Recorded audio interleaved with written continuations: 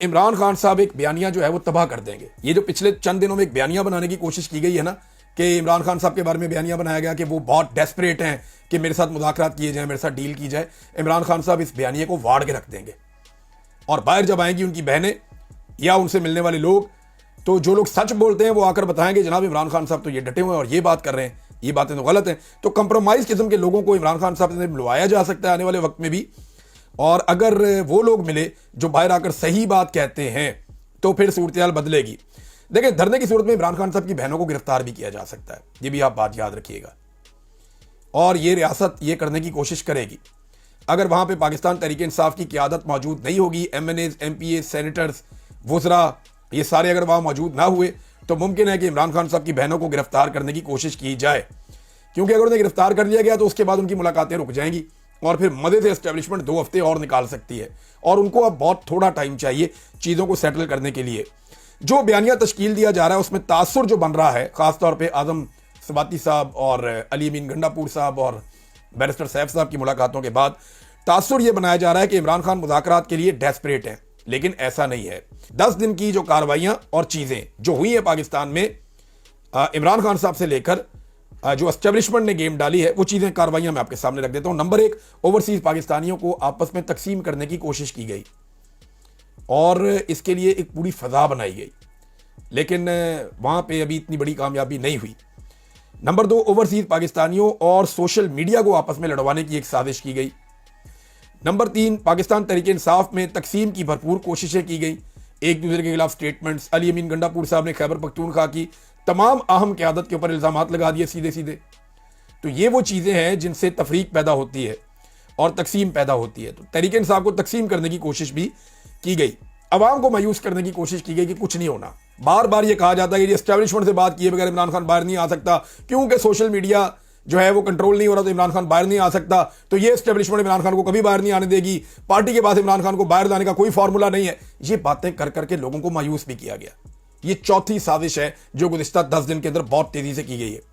5वीं साजिश, इमरान खान को कमजोर साबित करने की कोशिश की जा रही है कि वो उतना आसाबी तौर पे मजबूत नहीं है जितना रिपोर्ट किया जाता है या जितना उनकी फैमिली कहती है। तो ये बार बार ये चीज़ें की जा रही हैं। मिसाल के तौर पे अगर इमरान खान साहब को वो लोग मिलने चले जाएं जो लोग कंप्रोमाइज नहीं होते या दबाव कबूल नहीं करते, तो वो इमरान खान का सही मौक़िफ़ बाहर लेकर आएंगे और ये जिन लोगों ने ये मौक़िफ़ फैलाए हैं, साजिशें फैलाई हैं, इन सबको मुंह की खानी पड़ जाएगी। ये बात मैं आपको क्लियरली बता रहा हूँ। एक चीज़ और नाज़रीन, मुराद सईद साहब ने जो खिताब किया वो बड़ा जज्बाती खिताब था और उन्होंने कहा जी ठीक है, अगर आपको जंग ही करनी है तो फिर जंग जारी रहेगी। और उन्होंने इस बात को बहुत दफ़ा दोहराया एक नज़म की शक्ल में भी। बहुत वायरल हुआ जी मुराद सईद साहब का खिताब, और ये इस बात का सबूत है कि पाकिस्तान तहरीक इंसाफ के जो लोग इक़्तिदार में हैं या जो लोग अभी किसी तरह भी सिस्टम का हिस्सा है, सिस्टम ने उनके साथ कुछ ना कुछ ऐसा कर दिया है कि वो पाकिस्तान तहरीक इंसाफ के नौजवानों की नज़र में कंप्रोमाइज्ड दिखाई देते हैं। यानी नौजवानों को लगता है कि इनके पास कोई सलूशन नहीं है, या ये लोग कंप्रोमाइज्ड हैं, या ये लोग उतनी ताकत नहीं रखते, या ये लोग ऐसी सोच नहीं रखते जो इमरान खान साहब की है। तो मुराद सईद को जिस तरह का फीडबैक मिला है, इससे ऐसा लगता है कि नौजवान मुराद सईद को लेकर जज्बाती हैं और उन्हें ये लगता है कि ये आदमी इमरान खान साहब के नक्शे कदम पे चल सकता है और ये हकीकी आज़ादी की लड़ाई लड़ रहा है इमरान खान के लिए, और इसने अपने असूलों पे अभी तक समझौता नहीं किया। अवाम का एतमाद जो है वो बहुत हद तक पाकिस्तान तहरीक इंसाफ की लीडरशिप ने खो दिया है, लेकिन इमरान खान साहब के ऊपर अवाम का एतमाद बदस्तूर पूरी ताकत के साथ मौजूद है। मुराद सईद ने जो एक बात की, मैं आपको पढ़ के सुनाता हूँ, बड़ी ज़बरदस्त चीज़ है, मैं बिल्कुल समरी छोटी सी है। उन्होंने कहा जी ये वोट भी नहीं मानते, जमहूरियत इंसानी हकूक भी ख़त्म कर दिए, आइन भी पामाल कर दिया, पार्लियामेंट भी यरगमाल है, इसके बाद क्या करें, खामोश हो जाएं?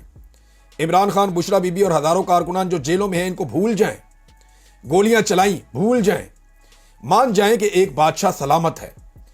यानी अब ये मान जाएं कि एक बादशाह सलामत है, हम उसके मज़ारे और रियाया हैं और पाकिस्तान उनकी जागीर है। ये तो नहीं हो सकता, ये तो दिल ही नहीं मानता कि ऐसे कोई बादशाह थोड़ी है।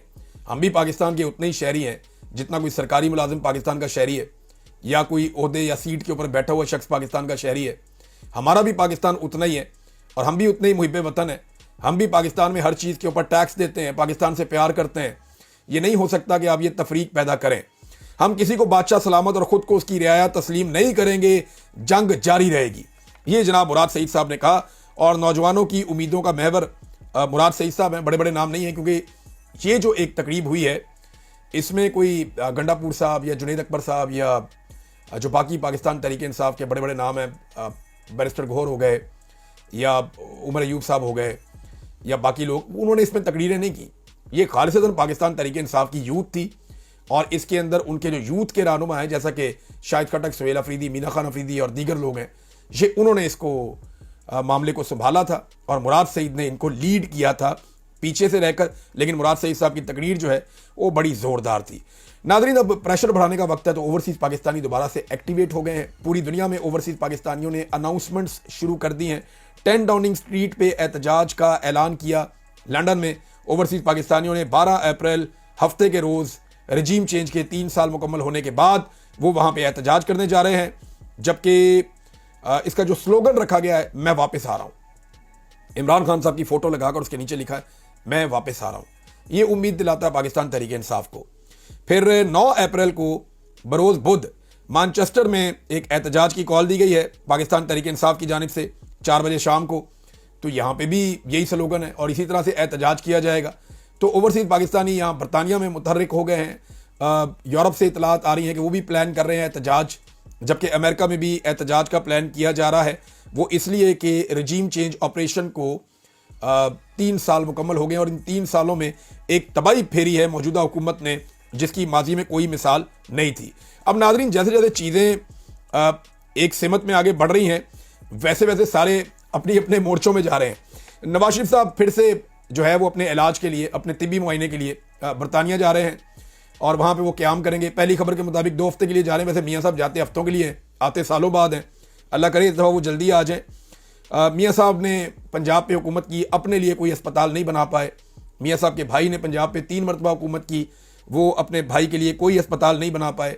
मियाँ साहब के भतीजे ने पाकिस्तान पे 1 मरतबा हुकूमत की, वो भी अपने ताया के लिए कोई अस्पताल नहीं बना पाया। मियाँ साहब की बेटी ने भी पाकिस्तान पंजाब पे हुकूमत की और वो भी अपने वालिद के लिए कोई अस्पताल नहीं बना पाई। और आज मियाँ साहब को 1 मरतबा फिर मुआयने के लिए बैरून मुल्क जाना पड़ रहा है। यानी ये एक अजीब चीज़ है कि अपने वालिद के लिए भी वो इलाज मुयस्सर नहीं कर पाए।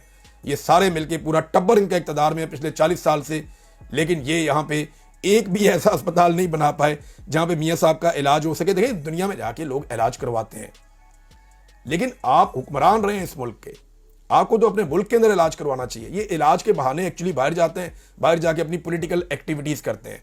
अब क्योंकि इन्हें अंदाज़ा हो गया कि इमरान खान के बाहर आने का वक्त होने लगा है, तो ये फौरी तौर पे एक्टिवेट हो रहे हैं। सारे अपने अपने मोर्चे संभाल रहे हैं और अपने अपने कैंप्स में दोबारा से सरगर्मियाँ शुरू कर रहे हैं। इन्हें अंदाज़ा है कि इमरान खान अगर ऐसे बाहर आ जाता है तो वो इनकी सियासी स्पेस जो थोड़ी बहुत बाकी बची है उसको भी खा जाएगा।